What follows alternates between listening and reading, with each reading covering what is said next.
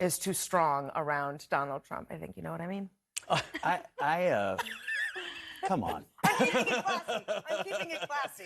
Yeah. A reference to a comment about energy yesterday. You can Google it. I'll leave it at that. Having worked for the Cheneys in the White House, I never thought I'd see the day when we had Democrats coming out and saying, I'm voting for the, I mean, I'm old enough to remember when they were calling to throw Dick Cheney in the war crimes jail, and now we've got Democrats voting for the Cheneys in Wyoming. Look, I think there is a difference between what Liz Cheney did and, say, what Lisa Murkowski did. Both cast the same vote.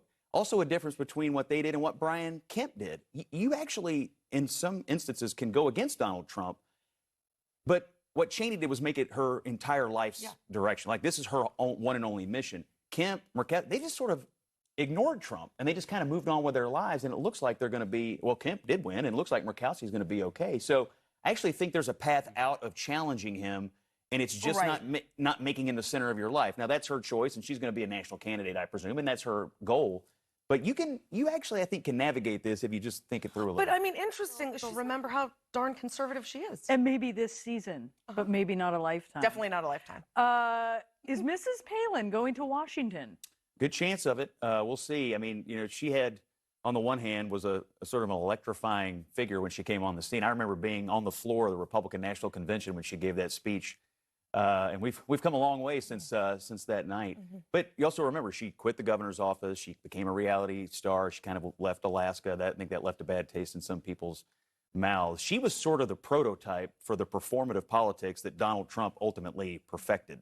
And now it's come full circle. So we'll see. My suspicion is she's not going to love the congressional life as much as the being a vice presidential candidate or a reality TV star life. But you know.